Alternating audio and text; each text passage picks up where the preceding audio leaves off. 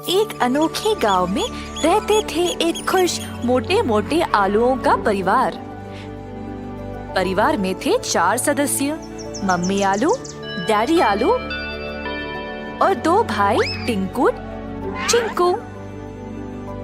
Daddy आलू पढ़ाने जाते थे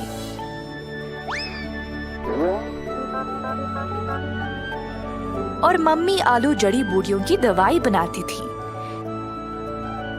टिंकू चिंकू का ख्याल भी रखती थी। टिंकू चिंकू रोज साथ साथ खेलते और जब जरूरत तब किसी की भी सहायता करते थे।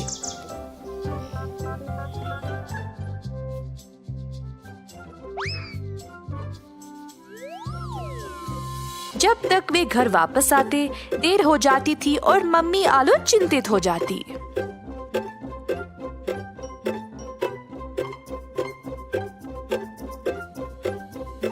एक दिन टिंकू चिंकू खेलने निकले।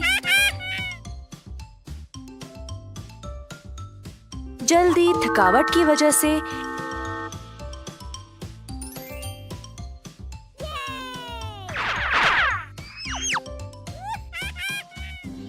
एक सब्जी की टोकरी में गिर पड़े।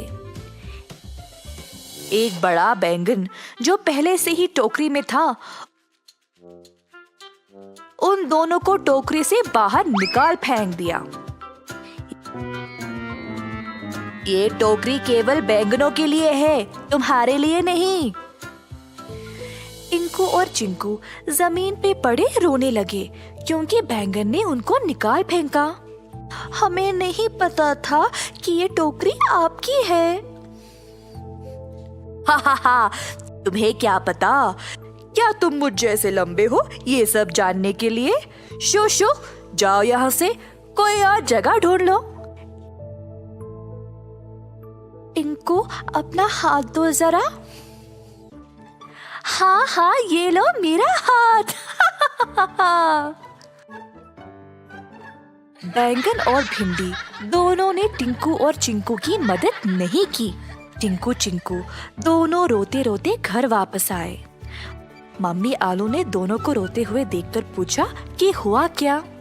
टिंकू चिंकू ने मम्मी को सारी घटना सुनाई। मम्मी आलू ने सब्र से सब कुछ सुना, उन दोनों को मनाया और फिर सुला दिया। अगले दिन टिंकू और चिंकू फिर से खेलने बाहर गए। वे देखना चाहते थे कि वो बैंगन उस टोकरी में अब था या नहीं।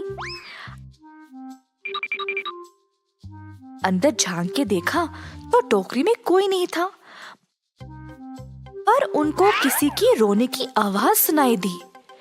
टोकरी के पीछे देखा तो बैंगन वहां बैठे अकेला रो रहा था। बैंगन भाई, क्या हुआ? क्यों रो रहे हो? हम तुम्हारी सहायता करेंगे, बस बोलो कि क्या हुआ। मेरी मैया बीमार है और मुझे नहीं पता मैं क्या करूं, इसीलिए रो रहा हूँ।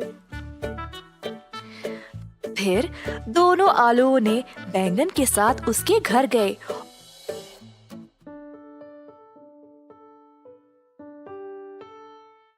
और उनको बीमार बैंगन की माँ को देखकर बुरा लगा।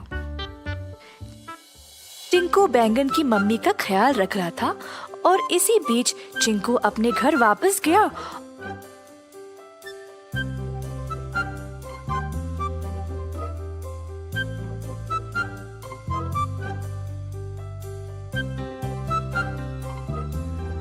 और उनके लिए एक उचित दवाई लाई।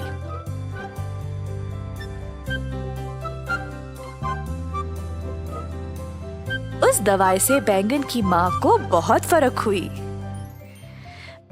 बैंगन हैरान था कि कैसे टिंकू और चिंकू ने उसकी मदद की। बैंगन के इतना रूखा होने के बावजूद भी दोनों आलू भाइयों ने उसको मेहरबानी दिखाई। उस दिन से बैंगन ने अपना रवैया बदला और अपने दोस्तों को भी यही सिखाया। जल्द सब सब्जी टिंकू और चिंकू की तरह उपकारी बन गए।